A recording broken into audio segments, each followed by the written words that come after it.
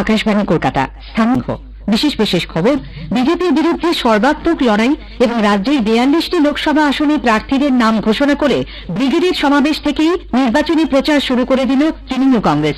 তালিকা থেকে বাদ পড়েছেন 7 জন, এসেছেন ইউসুফ পাঠানের মতো একাধিক নতুন লোক। 11 জন বিধায়ক এবার প্রার্থী হয়েছেন। ম্যাজার্টি সভায় শাসক দলকে হুঁশিয়ারি দিয়ে বিজেপি বলেছে, তৃণমূলের সব অত্যাচারী দুর্নীতিগ্রস্ত নেতা জেলে না ঢোকা পর্যন্ত তাদের লড়াই চলবে। সন্দেশখালী কাণ্ডে মূল অভিযুক্ত শেখ শাহজাহানকে বসিরহাট আদালত 4 দিনের সিবিআই হেফাজতে পাঠিয়েছে। যুব ভারতীতে আর কিছুক্ষণের মধ্যেই আইএসএল এর ডার্বি ম্যাচে মোহনবাগান সুপার জায়ান্ট ও ইস্ট বেঙ্গল মুখোমুখি হচ্ছে। আসছে বিস্তারিত খবরে। বিজেপির বিরুদ্ধে সর্বাত্মক লড়াই এবং রাজ্যের 42টি লোকসভা আসনে প্রার্থীদের নাম ঘোষণা করে ব্রিগেডের জনগর্জন সভা থেকেই নির্বাচনী প্রচার শুরু করে দিল তৃণমূল কংগ্রেস। দলের সর্বোচ্চ নেত্রী মুখ্যমন্ত্রী মমতা ব্যানার্জি বিজেপিকে বাংলা বিরোধী এবং গরিব বিরোধী আখ্যা দিয়ে রাজ্য থেকে তাদের উৎখাত করার ডাক দেন। অভিজিৎ গাঙ্গুলির নাম না করে এদিনও কলকাতা হাইকোর্টের বিচারপতি পদে ইস্তফা দিয়ে তার বিজেপিতে যাওয়ার কড়া সমালোচনা করেন মুখ্যমন্ত্রী। आप लोग अगर जनता जाते हैं विचार के लिए मेहरबानी करके आप बीजेपी का कुर्सी में मत बैठ के आप विचार मत कीजिए। हम जुडिशियरी को रिस्पेक्ट करते हैं। हम इंडिविजुअल কাউকে বলছি না, কিন্তু ওদের নেতৃত্ব দেখছেন কোনটা সবের থেকে ভয়ঙ্কর। মনে রাখবেন, তৃণমূল ভার্সেস বিজেপি, এখানে কংগ্রেস সিপিএম ওদের সাথে লড়াই চলবে। তৃণমূল কংগ্রেস এখানে বাংলায় একা লড়বে, আর দেশ কোন পথে চলবে তৃণমূল কংগ্রেস ঠিক করবে, বাংলায় রাস্তায় আসাবে। ভাষণ শুরু করার আগে র্যাম্পে হেঁটে উপস্থিত কর্মী সমর্থকদের উদ্দেশ্যে হাত নাড়েন মমতা। 42 জন প্রার্থীও র্যাম্পে নেমে আসেন। এর আগে তৃণমূল কংগ্রেসের সর্বভারতীয় সাধারণ সম্পাদক অভিষেক ব্যানার্জি বলেন, জনগর্জন সভায় মানুষের উপস্থিতি বুঝিয়ে দিচ্ছে বাংলায় বহিরাগত বিজেপির কোনো ভবিষ্যৎ নেই।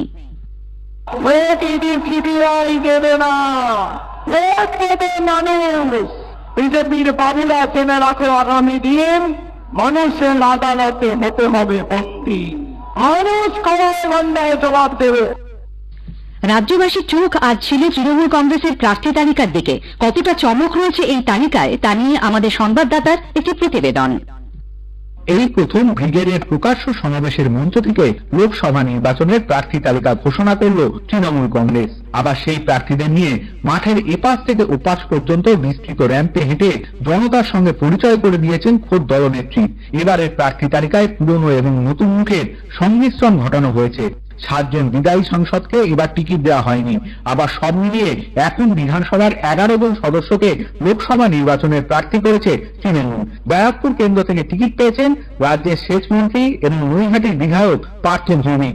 অন্যদিকে বালুরঘাট কেন্দ্রে বিজেপির রাজ্য সভাপতি সুকান্ত মজুমদারের বিরুদ্ধে প্রার্থী করা হয়েছে খাদ্য প্রক্রিয়াকরণ দপ্তরের মন্ত্রী বিপ্লব মিত্রকে।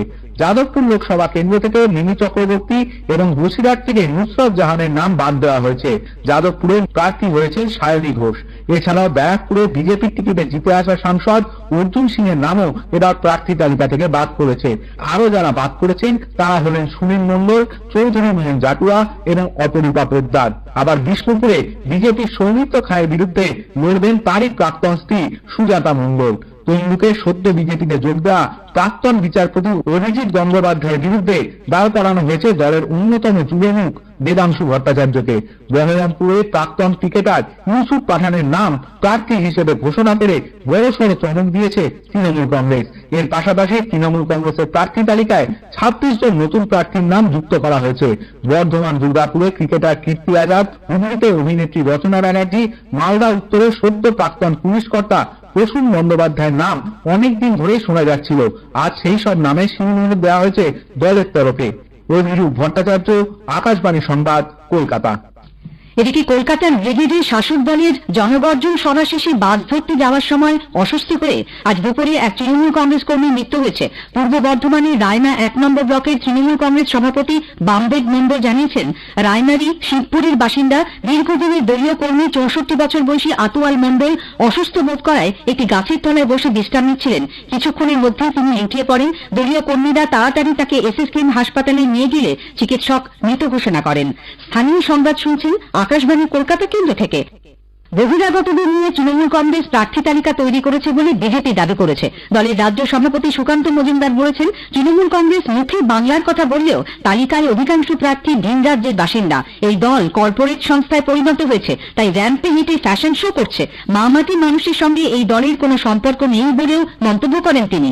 সিপিআইএম কেন্দ্রীয় কমিটির সদস্য সুজন চক্রবর্তী বলেছেন, প্রধানমন্ত্রী নরেন্দ্র মোদীর সঙ্গে কথা বলেই এই তালিকা তৈরি করেছে তৃণমূল কংগ্রেস। আপনি তৃণমূলের প্রার্থীদের হতে যা পেয়েছেন নরেন্দ্র মোদীর সাথে ব্যবহার ঠিক হয়েছে। গোটাঙ্গে বিজেপির অমিতটা তৃণমূলের প্রার্থী রয়েছে ঘোষণা। এগুলো তৃণমূলের বিজেপি ছাপ্পি বাড়ি তৃণমূলের বিজেপির তৃণমূল কংগ্রেসের চলে বাংলার প্রচারের প্রধানমন্ত্রীকে বিজেপি আর আমরা না বুঝে ওই বিজেপি বেরোচ্ছে কিন্তু তা আলাদা আছে। বহরমপুরে ইউসুফ পাঠানকে প্রার্থী করে তৃণমূল কংগ্রেস তাকে সম্মানিত করতে চাইছেন কিনা সেই প্রশ্ন তুলেছেন প্রদেশ কংগ্রেস সভাপতি অধীর রঞ্জন চৌধুরী। আপনি আমার মনে দাঁড় করে একটি ইউসুফ পাঠানকে সম্মানিত করতে চাইছেন? ইউসুফ পাঠানকে যদি আপনি সম্মানিত করতে চাইতেন তাহলে কয়েকদিন আগে পশ্চিমবঙ্গের রাজ্যসভার এমপি নির্বাচিত হলো। সেই সময় কেন ইউসুফ পাঠানকে নিয়ে এই বাংলার পক্ষ থেকে একটা এমপি রাজ্যসভায় পাঠালেন না? এবং ইন্ডিয়া জোটের যে আলোচনা সেখানে ইউসুফ পাঠানের জন্য সিট চাইতে পারতো, সেটাকে আরো মানানসই হতো না। অন্যদিকে প্রার্থী তালিকায় নাম না থাকা নিয়ে তীব্র ক্ষোভ প্রকাশ করেছেন অর্জুন সিং। দল তার সঙ্গে বিশ্বাসঘাতকতা করেছে বলেও অভিযোগ করেছেন তিনি। শুধু শেখ শাহজাহান নয়, তৃণমূল কংগ্রেসের সমস্ত অত্যাচারী দুর্নীতিগ্রস্ত নেতা জেলে না ঢোকা পর্যন্ত বিজেপির লড়াই চলবে বলে বিরোধী দলনেতা শুভেন্দু অধিকারী হুঁশিয়ারি দিয়েছেন। সন্দেশখালীর মেজাটির দক্ষিণ আখড়াতলায় আজ দলীয় সমাবেশে তিনি বলেন, এত কিছু ঘটে যাওয়ার পরেও মুখ্যমন্ত্রী সন্দেশখালী আসার প্রয়োজন বোধ করেননি। এই 2 মাসেরও বেশি সময় হয়ে গেল সন্দেশখালীতে আসার মতো প্রয়োজন অনুভব করেননি। উল্টো দিকে বিকাশ সিং সহ 76 জনকে জেল কাটিয়েছেন। আমাদের বোন দিদি রেখা পাত্র সহ, আমাদের পদ্মাদি সহ, আমাদের জাগ্রত ভাতৃমণ্ডলী তাদের উপরে পুলিশকে দিয়ে অত্যাচার করিয়েছেন।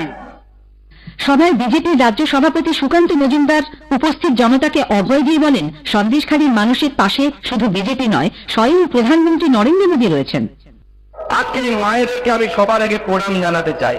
যে লড়াই আপনারা দিয়েছেন, আপনাদের লড়াই দেখে আমরা সাহস পেয়েছি লড়াই করার জন্য। আপনাদের চরণে আমি প্রণাম জানাই পার না। ভয় পাবেন না, আপনারা একা নেই।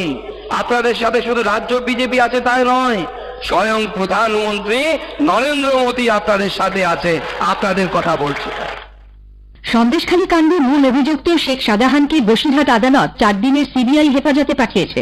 10 দিনের পুলিশ হেফাজত শেষে আজ তাকে কঠোর নিরাপত্তার মধ্যে আদালতে হাজির করা হয়। কলকাতা হাইকোর্টের নির্দেশে গত বুধবারই শাহজাহানকে হেফাজতে নেয় সিবিআই।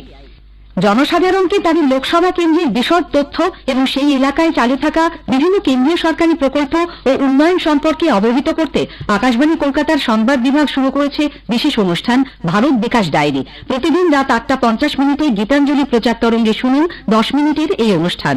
আমাদের সোশ্যাল মিডিয়া পেজেও অনুষ্ঠানটি সরাসরি শোনা যাচ্ছে। আজকের প্রতিবেদনে থাকছে ব্যারাকপুর ও ঘাটাল লোকসভা কেন্দ্র। চিরপ্রতিদ্বন্দ্বী ইস্টবেঙ্গল ও মোহনবাগান সুপার জায়ান্ট আর কিছুক্ষণের মধ্যেই আইএসএল এর কলকাতা ডার্বি ম্যাচে মুখোমুখি হতে চলেছে। সল্টলেকের যুব ভারতী ক্রীড়াঙ্গনে খেলা শুরু হবে রাত 8:30টায়। শেষ করার আগে স্থানীয় সংবাদের বিশেষ অংশ আরেকবার। বিজেপির বিরুদ্ধে সর্বাত্মক লড়াই এবং রাজ্যের 42টি লোকসভা আসনে প্রার্থীদের নাম ঘোষণা করে ব্রিগেডের সমাবেশ থেকেই নির্বাচনী প্রচার শুরু করে দিল তৃণমূল কংগ্রেস। মেজাটের সভায় শাসক দলকে হুঁশিয়ারি দিয়ে বিজেপি বলেছে, তৃণমূলের সব অত্যাচারী দুর্নীতিগ্রস্ত নেতা জেলে না ঢোকা পর্যন্ত তাদের লড়াই চলবে। স্থানীয় সংবাদ শেষ হল।